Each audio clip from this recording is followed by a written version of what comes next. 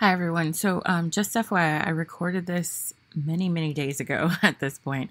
A lot has happened in the meantime, and I'm going to have a separate episode discussing that. So if anything seems kind of outdated or weird or like misplaced in terms of references that I make, that's why I recorded it. I want to say last week at some point. I don't even remember the day that I recorded it. So anyway, it was before a lot changed and happened. So just take that in mind, or keep that in mind, I should say, while you listen. And beyond that, enjoy the show.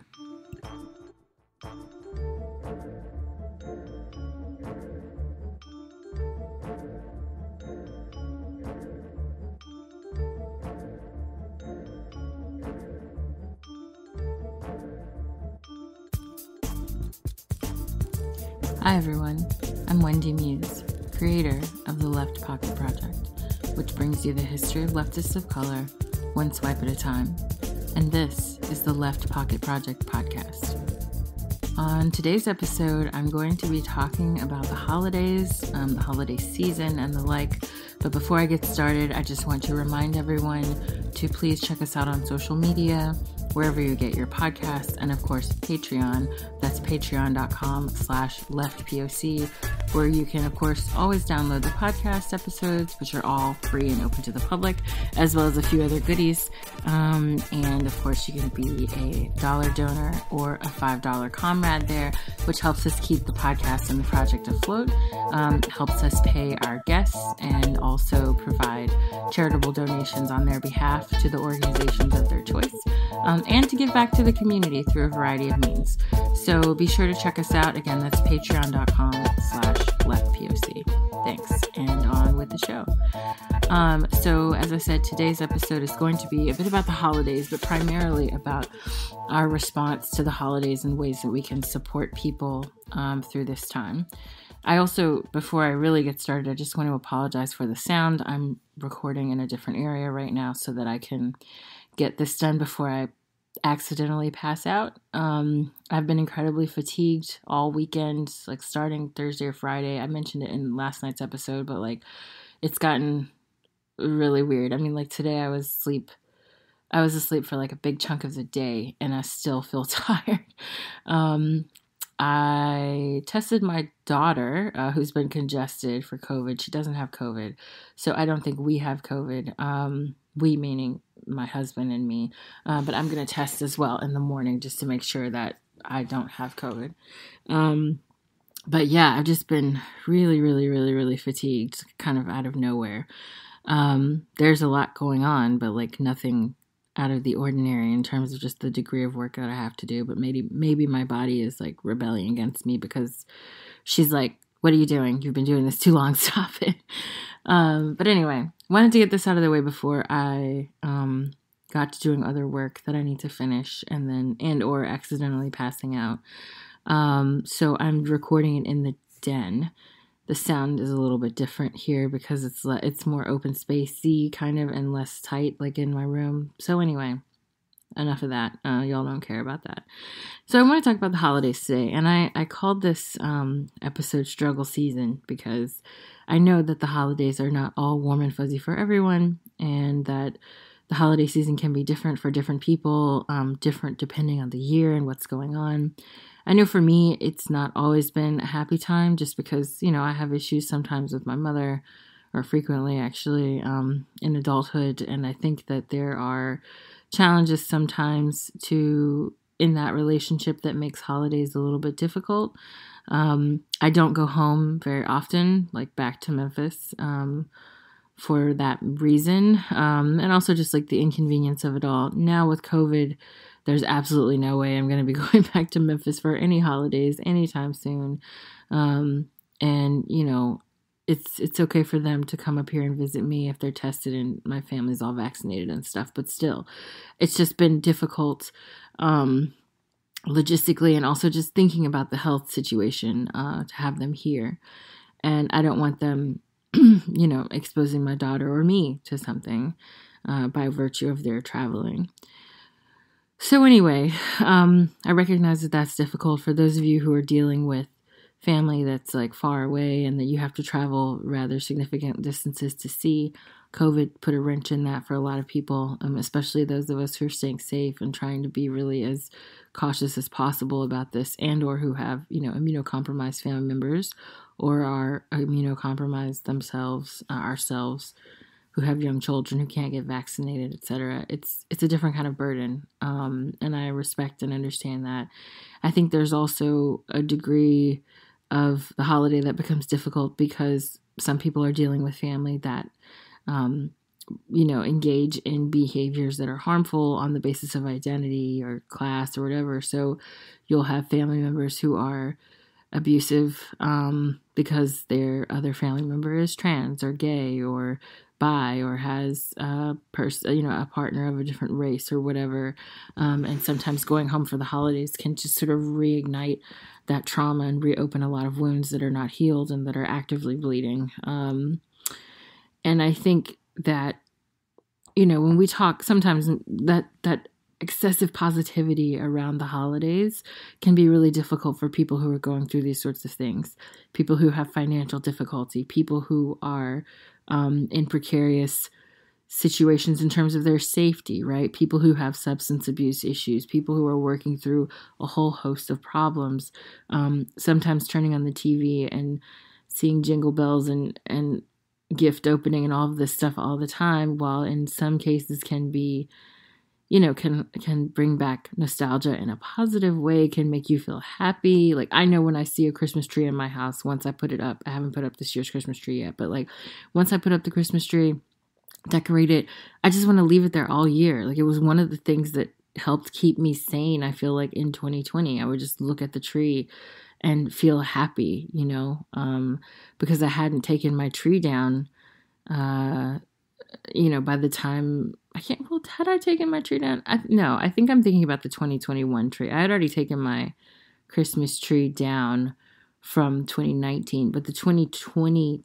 tree stayed up well into 2021 just because I found 2020 to be such a depressing year, despite the many positive things that happened in my life.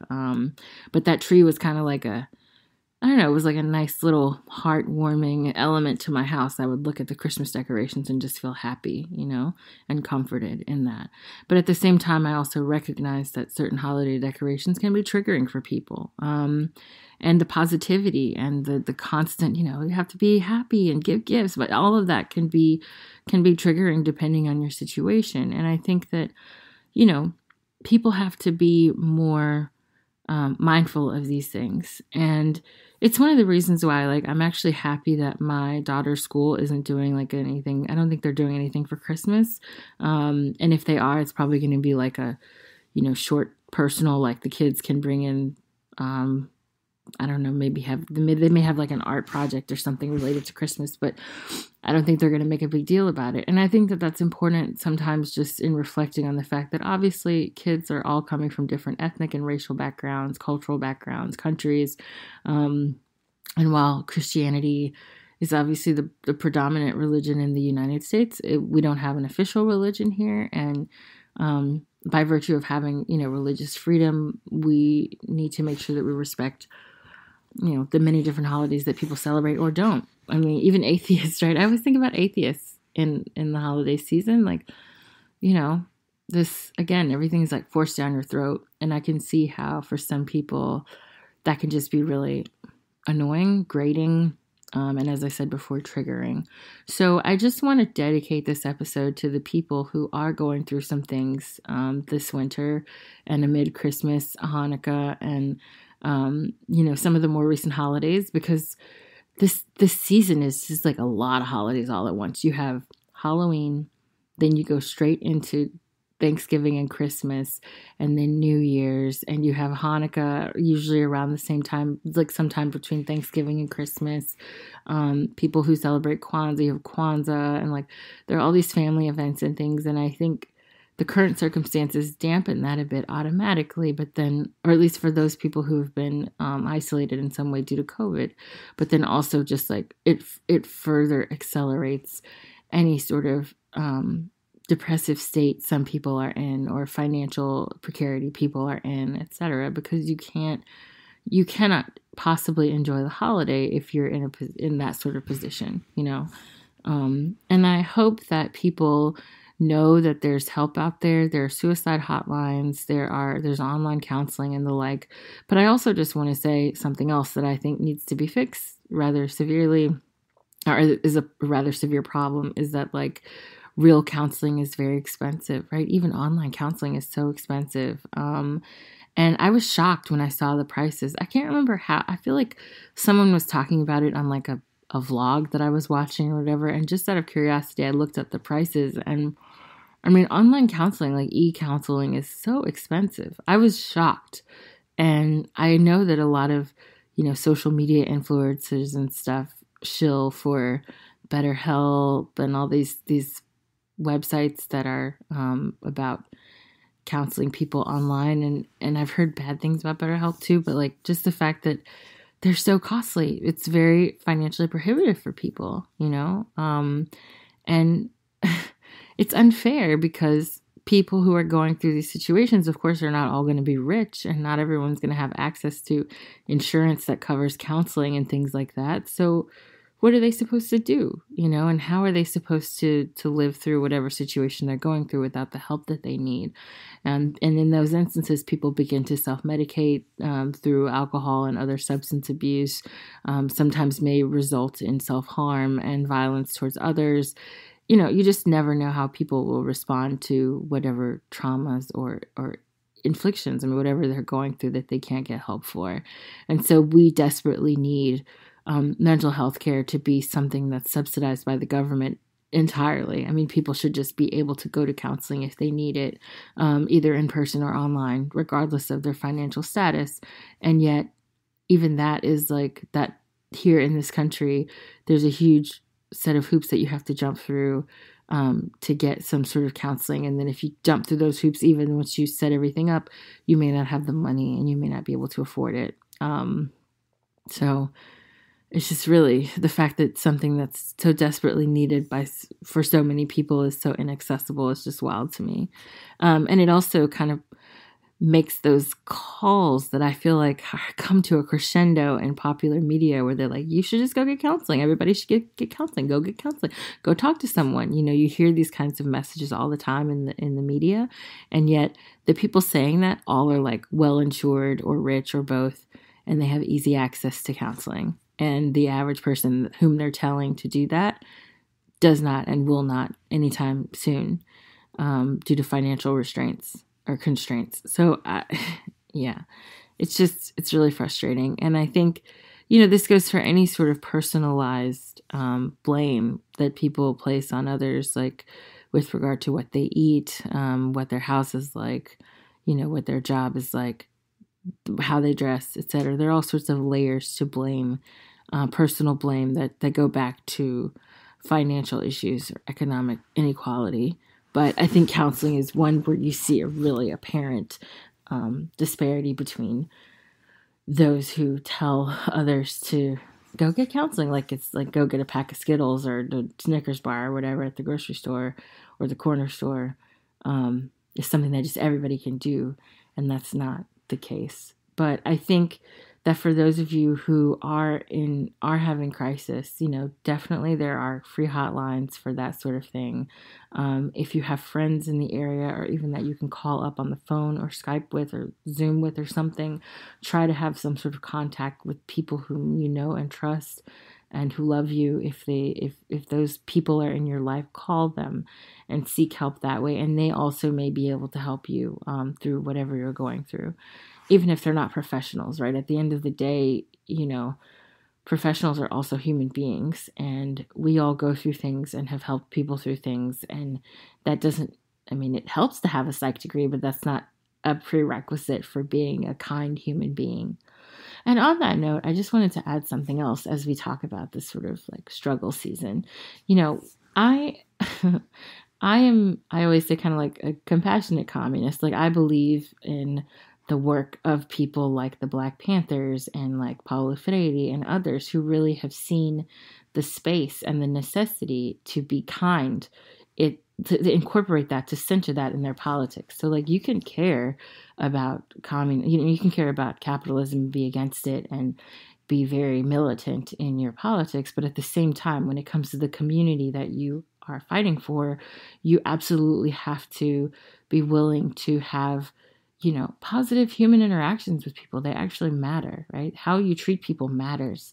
And, I've seen plenty of people who have like good politics on paper, but who don't know and don't want to have a conversation with others, who have no social skills, who have no ability to speak with their fellow, human being and interact with them on a human basis. People get so hard and fixed in their ideologies that they lose sight of others' humanity. And I think that it's important that we be kind and considerate and care for one another. And I think that in many cases, like left politics, at the center of them should be not only this critique of institutional and systemic problems, but also very much a response and understanding of care and how to apply that in our communities. And so at this kind of time, when a lot of people, and at least the society as a whole, is celebrating this major holiday, everyone's talking about consumerism and, going to visit your family and being happy and singing carols and dressing up in your Christmas pajamas and all this stuff. If those sorts of things bother you, or if they bring up hard times in your life or are difficult for you to engage in right now for whatever reason, just know that it's not going to be like this forever, right? Like, it doesn't have to be this way forever. There are people who care about you. There are people out there who notice what's going on with you and who will hopefully be able to reach out and support you. And if they are not in your immediate vicinity, as I said, you may have to do some of the reaching out. But just know that you're not alone and that there is someone, even if it's a perfect stranger, who may be willing to provide the care necessary to kind of get you through whatever you're going through, as difficult as it may be. And I think also, and I should say, I don't think this is like an overly optimistic kind of Pollyanna approach, right? Even in the toughest of cities, I've seen acts of kindness on a daily basis towards other people. They do exist. And it's important to not lose sight of the power of that kind of kindness as well. Because, again, I think sometimes, especially because like left ideology is so often separated from religion. So these kinds of messages about kindness, about love, about, like recognizing fellow humans and stuff like that is kind of part of the shared network of humanity or whatever. That kind of language is often lacking. Now, you see it come up in certain philosophers and ideologies more explicitly on the left, but there are certainly, certainly things that we can do on a personal basis to make sure that those kinds of principles are like incorporated into our everyday lives and behaviors as people who consider ourselves some version of left. And I don't think that has to be wrapped up in religion, right? For some people, religion helps ground that. For other people, it doesn't. Like, I myself am not religious, but I think that some of the teachings of religion, if you're applying it truly the way it was written, can be helpful. But beyond religion, I think in general, just like the concept of being nice to others, being kind to others, being thoughtful, careful, listening to others, that's just like common sense humanity to me, right? Like, I don't think it requires some sort of religious backing in order for people to engage each other in those ways. It's a matter of having some sort of empathy towards others, or even altruism to some degree, in order to really connect with others, to do things selflessly, to do things because you know that it will help the community, not just because you want some sort of recognition or you want to be like the big bad fill in the blank ideologue, right? You want to win an argument or whatever. That's not what being on the left should be about. It should not be about being an edgelord. It should not be about debates. It should not be about any of these sorts of peacocking style mechanisms to promote oneself, but instead to think about how we can help others, how we can connect with others, how we can bring people into the fold and support one another. That is actually very, very important, and I think an element that's often neglected in these online spaces for sure, but in general in left spaces. we see a bit about self-care and stuff that's often actually ridiculed. But I think as a community of leftists, we need sort of a community sense of self-care, not this sort of individualistic, let me go get some bath bombs and get my hair done self-care kind of way, but literally in the sense of like, you need my support right now, and I'm going to provide it through whatever means that I can to make sure that you're okay, right? Those sorts of connections with people matter. And, again, in this time during the holiday season, and as people are trying to just get through their lives with what little they may have emotionally, spiritually, financially, just to be there for people and to be responsive to their needs, but also to push yourself to listen to others' needs. Sometimes we get so caught up in whatever we have to do that we aren't listening as well as we should. We don't have our ears open to what other people's needs are. And I think at this time, it's important to recognize not only what we need and to check in with ourselves, but to check in with others as well who may need someone from the outside to ask them, are they okay? And can I help you? So with that said, I just want everyone to be kind, please. Like, leave this feeling like you can be kind and understand that, like, Christmas or any holiday around this time has a sort of commercial aspect, but there's a much larger kind of aspect to it with regard to community that's important to instill and to enact. So anyway, with that said, I hope that all of you who are struggling do find help that you need, or find, and whether that's technical and official, licensed psychiatric help, or if it's support just from a friend or family member or a dog or someone on the internet, who knows, but that you have some sort of semblance of support there. I hope that you can find that. And I hope that someone can offer that to you, right? Provide you with that when you need it. And I also hope, again, as I always say, that everyone's staying safe, but that they're also taking care of one another. And this is a big, big, important thing, right? You can't survive a pandemic on your own. You have to rely on each other and one another. You have to rely on other people, I should say, to make things work still, right? We're still at that stage. And so if people are able to remain,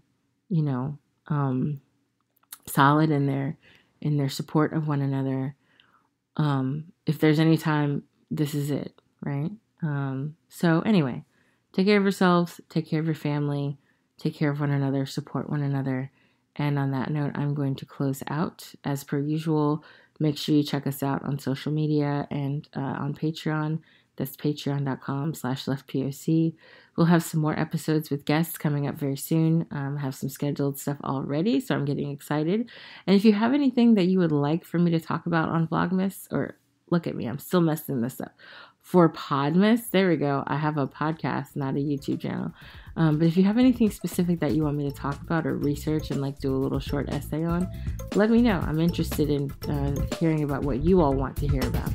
So with that note, everyone have a good night, and I'll talk to you soon. Bye-bye.